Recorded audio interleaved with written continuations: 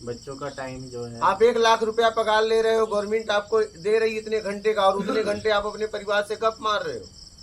उसका हिसाब किताब बहुत आपको तगड़ा भरना पड़ेगा। आप समझिएगा, ये प्रकृति का खेल निराला है, कोई बचा नहीं आज तक। राम ने घोड़ा छोड़ा, बेटे ने पकड़ लिया, बोला खबरदार आगे नहीं जाने देंगे। बात समझ में पा रहे हो? वो भी नहीं बचे। साधारण लोग करें और राम के सारे बचा लेंगे। साधारण पिता ने, श्रवण के पिता ने श्राप दिया कि जाओ पुत्र वियोग में मैं जैसे तड़प के मर रहा हूं वैसे तुम भी मरोगे। मरे नहीं, यहाँ कोई किसी को बचा नहीं सकता। दुनिया में कोई भी, चाहे संप्रदाय हो, मजहब, धर्म हो, बस एक ही आदमी बचा सकता है, आप, या तो करके या भोग कर, और बस। समझ रहे हो? हाँ, या भोग कर या तो ईमानदारी कर, मतलब मत करो बेईमानी, तभी बच पाओगे। मेन ईमानदारी है। मेन, अरे मैं कह रहा हूं मेन ईमानदारी है, मेन मूल, यही मूल तक जा लेके जाएगा ईमानदारी। फिर इसके बाद सच कर, क्या? ईमानदारी के बाद, हाँ, इसके ईमानदारी के बाद सच कर, दो पकड़ना है और जरूरत में जीना है। इसको पकड़ लो, आप मूल तक पहुंच जाओगे। अब बात समझ रहे हैं? हाँ जी। इसे बहुत गहराई से समझ लीजिए। आपको कोई साधारण कुर्सी नहीं मिली है।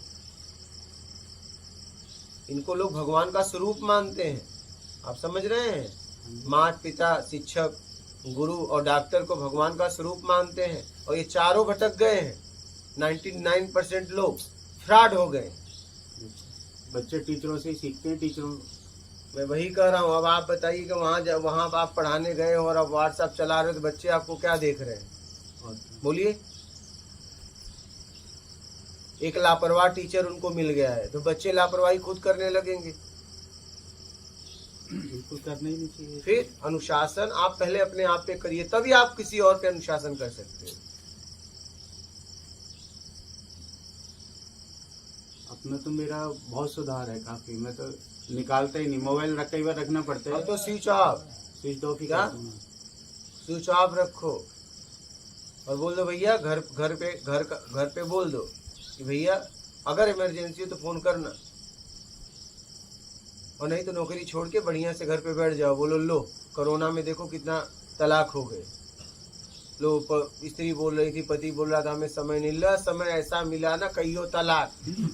हाँ, ऐसा समय कोरोना ने सबको दिया कि ले झेलो। कहा गया कमरे के बाहर निकलना नहीं, सब लोग लो मिलो सब गले, मिल के उग गए, कितने तलाक हो गए। नहीं, कितना देर तक तुम्हें देखें? अरे भाई, जब तक आकर्षण है तभी तक देखेंगे। भोजन बनता है, रस तभी तक आता है जब तक पेट नहीं भरा है। पेट भरने के बाद 56 प्रकार का भोजन रखा जाए, उसके प्रति आकर्षण नहीं होता। बात समझ रहे हो? अब घर में रुक गया पति पत्नी सब, अब भोग कर करके थक गया, ऊर्जा ही नहीं है, तो तुम्हें कहाँ देखे? ऊर्जा की वजह से तो तुम्हें देख रहा था। क्या? ऊर्जा के हार्मोन्स की वजह से वो आपके प्रति आकर्षित था। अब वो है ही नहीं है, कम हो गया, तो कहां से आकर्षित रहे? और सामने वाला कर रहा है, तू मुझे देखते नहीं, कहा देखे? जिसकी वजह से देख रहा था उसके शरीर में है कम हो गया, कहां से देखे? बात समझ रहे हैं? भूख लगने पे और भूख मिटने पे भोजन देखिए, भोजन के प्रति आपका भाव बदल जाएगा। आजमाइएगा कभी। खाने के बाद इच्छा ही नहीं करती। हाँ तो फिर, और नहीं एक दिन नहीं मिला है तो नमक रोटी देख के लगता है एकदम रस आता है, यार पूछ लेता। हाँ, नहीं, अचार नमक रोटी कोई खा रहा हो और आप 2 दिन से भूखे हो, तब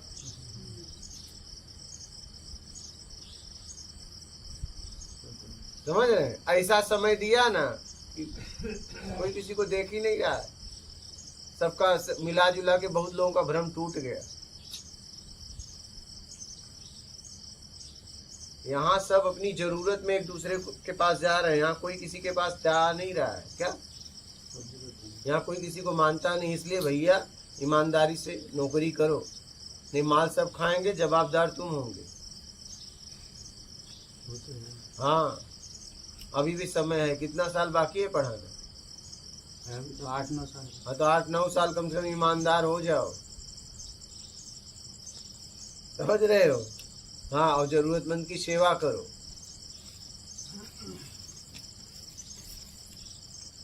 बोलो। एक उसमें डर छिपा हुआ है क्या? योग्यता से ज्यादा चाहिए, उसमें डर छिपा हुआ है क्या? योग्यता से ज्यादा चाहिए, उसमें डर छिपा हुआ है। योग्यता से ज्यादा पाने की इच्छा छोड़ दो, डर खत्म, क्योंकि लालच खत्म तो डर खत्म। योग्यता से ज्यादा पाने की इच्छा है, ये पूरी तरह क्लियर नहीं हुआ मुझे। जैसे आपकी सामर्थ्य है, मान लीजिए आप क्या करते हैं? मैं टीचर हूँ। टीचर है, कितना पेमेंट है? हाँ जी। पेमेंट कितना है? सैलरी आपकी कितनी है? सैलरी 1 लाख से ऊपर ही है। चलो 1 लाख के ऊपर है। अभी मैं बोलूँ चलो 2 लाख की गाड़ी लो, तो आप क्या बोलोगे? हाँ या ना? हाँ जी। हाँ जी, ले लेंगे। मैं कहूँ चलो 2 करोड़ की गाड़ी लो, तो नहीं ले सकते। बस यही योग्यता से ज्यादा हो गया क्या? अब अगर 2 करोड़ के चक्कर में पड़ गए, गाड़ी के चक्कर में, तो जिंदगी नरक हो जाएगी। और 2 लाख के चक्कर में पड़ गए तो आपको फर्क भी नहीं पड़ेगा, वो तो कर्जे में फंस जाएंगे फिर तो। हाँ, वही मैं कह रहा हूँ। यह है योग्यता से ज्यादा, यह है योग्यता से ज्यादा। तो जितनी आपकी सामर्थ्य है उतना काम करो, बस जितना आपका अधिकार है, जितनी आपकी योग्यता है, यही है योग्यता। दुकान पे गए, 100 रुपया है जेब में, तो 100 का सामान लो। अगर 1 रुपये का लिए तो 1 रुपया उधार किया, तो दुकानदार अच्छा, अब उस उधार में आपको परिचय बताना पड़ेगा, ऐसे उधार नहीं करेगा। और नहीं किया तो दुकानदार बुरा। और 100 का सामान लेके चले आते तो दुकानदार ना अच्छा होता ना बुरा होता। राग द्वेष में फंसते ही नहीं। यही है योग्यता से ज़्यादा। जब योग्यता से ज़्यादा आपको चाहिए तो आपको मतलब वो परिचय बताना पड़ेगा जो आप नहीं हैं क्या? वो बताना। हाँ, कि मैं बहुत अच्छा इंसान हूँ, मैं दे दूंगा, मेरा ये रूम नंबर है, ये है, मैं यहाँ रहता हूँ, मुझ पर भरोसा करो। कई तरह की बात करनी पड़ेगी। अब जितना ज़्यादा उधार होगा उतना आपको मैं को खड़ा करना पड़ेगा क्या? 1 लाख रुपया है तो बात ही नहीं करेगा, और फिर कहेगा चलो बाद में दे देना। लेकिन अब 100 रुपये का सामान लेना है और 2000 उधार करना है, तब तो आपको एकदम आपको पूरा मैं को एकदम बताना पड़ेगा कि मैं ये हूँ। तो उसे लगेगा पक्का है तब उधार देगा, नहीं तो नहीं देगा। बात समझ रहे हैं? इसलिए जितनी आपकी योग्यता है उतने का सामान लेके चले। हाँ, आपको लग रहा है कि 100 रुपये लेके गया, 200 का सामान चाहिए, तो जाओ 100 रुपया जहाँ से कमाए 100 रुपया और कमा लो, योग्यता बढ़ा लो और जाओ 200 का सामान लो। अभी बात समझ पा रहे हो? मतलब अपने उससे ज्यादा उधार नहीं लेना चाहिए, हैसियत से ज्यादा लोगे तो फंस जाओगे ना राग और द्वेष में। दुकानदार दिया तो राग और नहीं दिया तो द्वेष। पर हम जैसे किसी को उधार देते हैं वो वापस नहीं करता, तो वो उससे भी राग द्वेष हो गया हमारा। वो हो जाएगा अगर लेने के लिए आपने दिया है तो। अगर वो वापस नहीं करेगा तो हाँ, तो हो जाएगा। अगर अमाउंट हो ही जाएगा, करने का मतलब हो ही जाएगा। जितना तगड़ा अमाउंट उतना तगड़ा राग द्वेष। तो इसलिए उतना ही देना चाहिए जितनी आपकी सामर्थ्य है। उम्मीद ना करें, मतलब लेना ही नहीं है भैया, डूबने के लिए दे दो। मतलब पहले से आपको पता रहे कि वापस नहीं हुआ, उतना दो।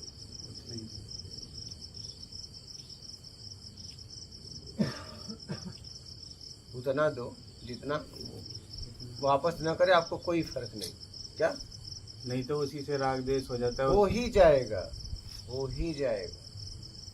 या फिर अगर दे दिया तब उसे भूल जाए। नहीं, भूल तो नहीं पाओगे, भूल नहीं पाओगे। राग द्वेष नहीं बनना चाहिए, भूल नहीं पाओगे। कैसे भूल जाओगे? कैसे भूल जाओगे बताओ? नहीं, उससे कह देंगे भाई नहीं दे पा रहा, कोई बात नहीं, या दे भी पा रहा नहीं देना चाहता, ठीक है, हमारा तेरा संबंध तो भूल नहीं पाएंगे ना। हाँ, उससे बातचीत बंद कर देंगे, ये होगा तो द्वेष हो गया ना। यही तो बात है, भूल नहीं पाएंगे। मैं फिर कह रहा हूँ कि जैसे आपका 1 लाख पगार है, अब आप किसी को 1000-2000 दोगे तो आपको टेंशन नहीं रहेगा क्या? सहयोग में दे दो, लेकिन काम पूछ लो इस पैसे का करेगा क्या। लेकिन अब आप ज़्यादा 10-20 हज़ार दिए तो कुछ अब राग पकड़ रहा है, और 1 लाख के ऊपर दे दिए, 2 महीने की सैलरी दे दिए 2 लाख, तब तो नहीं देगा तो द्वेष तो हो ही जाएगा। आप बात समझ रहे हैं? बात आपकी योग्यता की है। उसकी जरूरत देखिए और जरूरतमंद की सेवा करिए। दिया तो भी ठीक, नहीं दिया तो भी ठीक।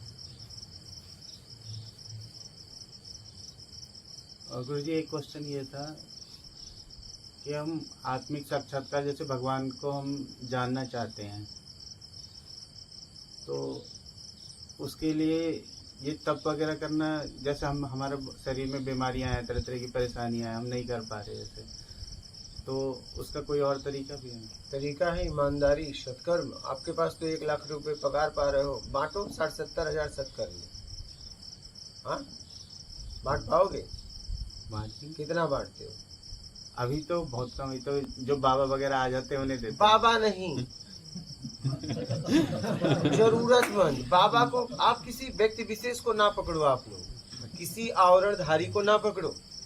अब पता चला एक बाबा है, उसका पेट भरा है और बगल में एक तड़प रहा है भूखा, आपने बाबा को दिया पुण्य के चक्कर में, और वो कह रहा है मुझे भूख नहीं है, बोले नहीं बाबा आप रखो कल खाना, और बगल में आपके घर के बगल में ही आदमी भूखा था, आपने उसे नहीं दिया।